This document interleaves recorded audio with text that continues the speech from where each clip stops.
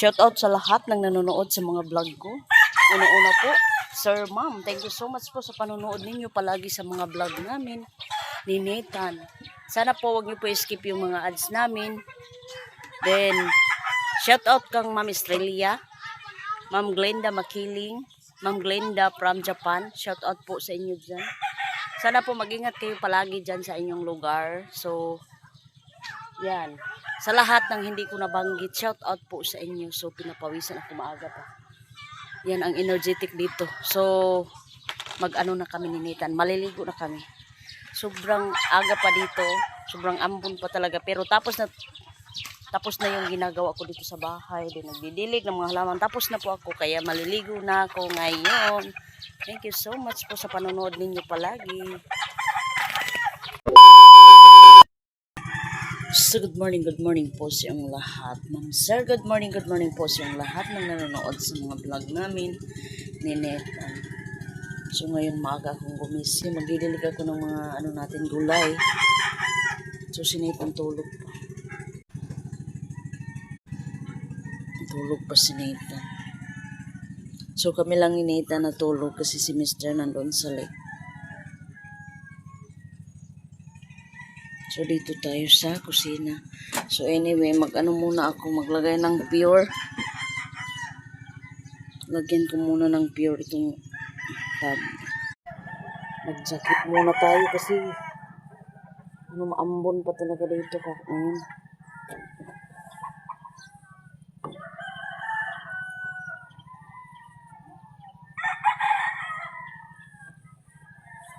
Pag ganito ang oras, sobrang ambon.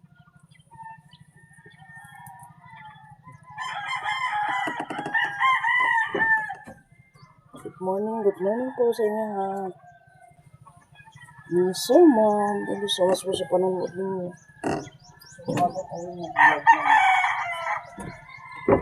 Maaga tayo nag-vlog.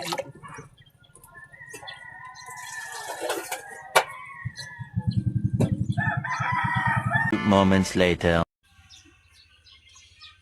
So, sobrang ambon pa talaga dito. So, maaga akong gumising. Kasi magdidilig ako ng natin gulay. Ito ba ito niya? Ang planggana.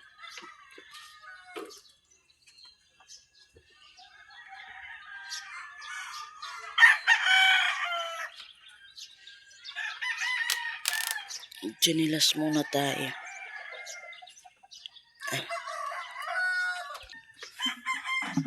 Mag-igib muna tayo ng tubig pang dilig natin ng gulay.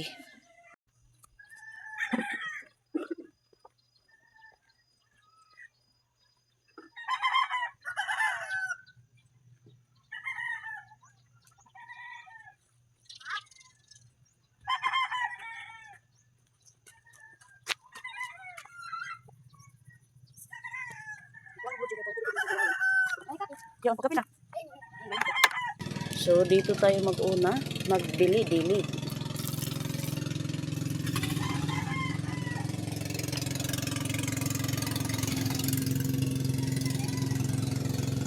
Good morning, talong. So,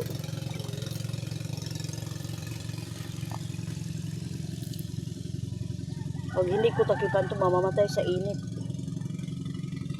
Yan, talong.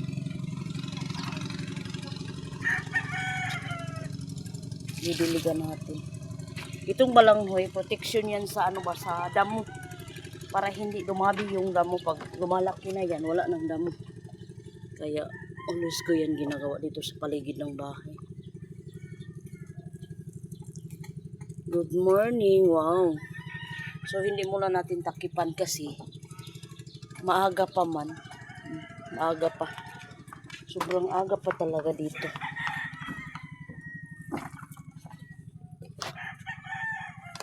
Mamaya na doon. Ala, namatay.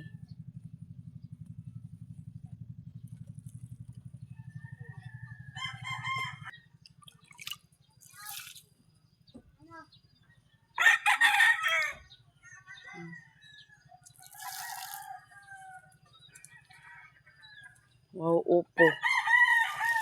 Ang ano sa mga miswa, sa manok. Pag may manok, pag-ihaw. Tama-tama yan sa ano sa June. May talong din tayo dito. Kunti lang ang ano natin. Ilagay na tubig kasi. Malayo doon sa baba pag magkuha tayo ng tubig.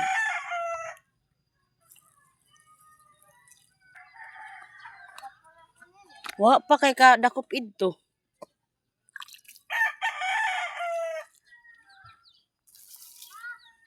Bumulak na yung mga ano natin, bulak dito sa harapan ng bahay.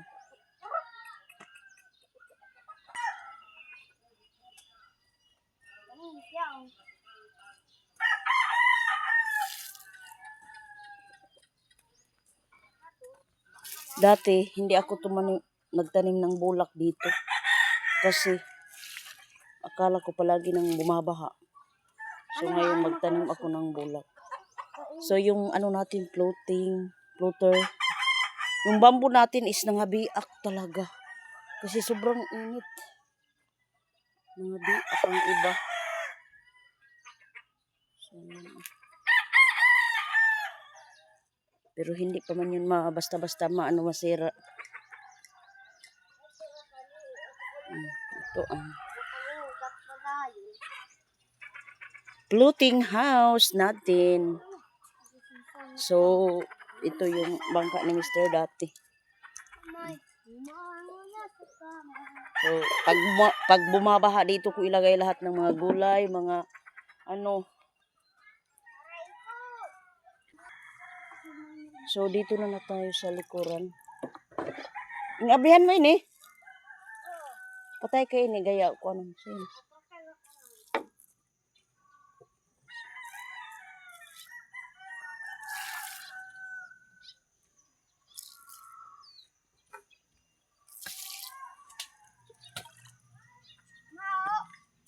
Saging.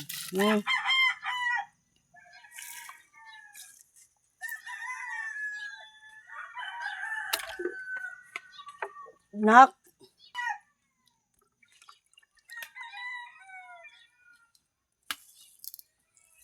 So, yung alugbati natin nabuhay na. Kapag umuulan, bigla tong bumunga. Yung mga ano natin sitaw. So, sa ngayon, yung sabi ko, hindi kami nangangarap na mag-ulan dito sa Agusan Mars. Baka biglang bumabaha na naman. Sayang yung mga tanim. May nagtanim na kasi dito ng mga mais ba. So hindi kami na muna nakatanim kasi yung sakahan namin, bumalik na yung damo. So wala pa tayong pinansing. Sa susunod na siguro pag makatsamba tayo ng pera. Maka tayo ng pera. So ngayon, hindi muna. Malaki yung lupa ni Mr. doon sa sakahan namin.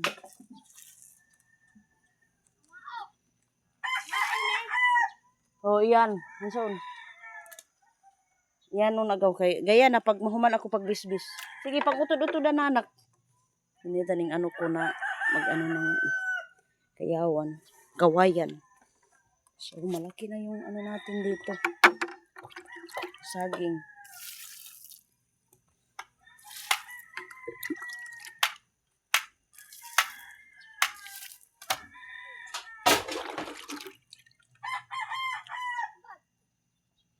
Kahaon.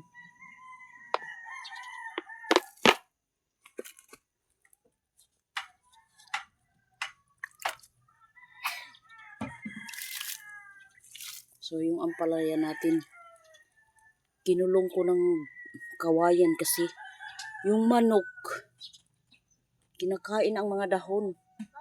Kaya kinulong ko muna tong ampalaya, ng kayawan.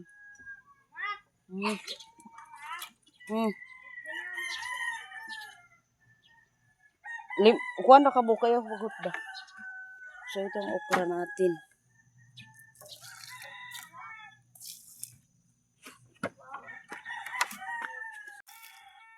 Saging natin.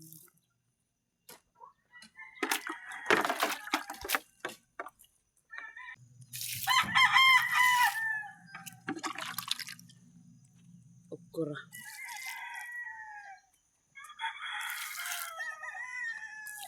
Every morning lang ako magdidilig.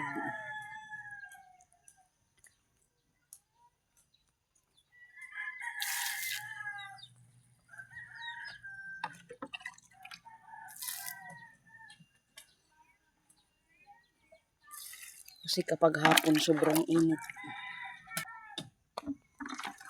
Sitaw. Sitaw natin malaki. Kinakain ng mga manok ba yung dahon niya?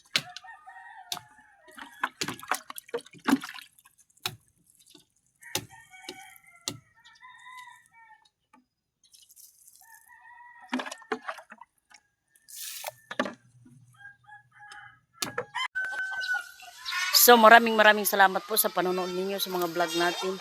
So medyo gusang-gusang pa talaga si Virgie sa kanyang kinabuhi. So thank you so much po sa panonood ninyo.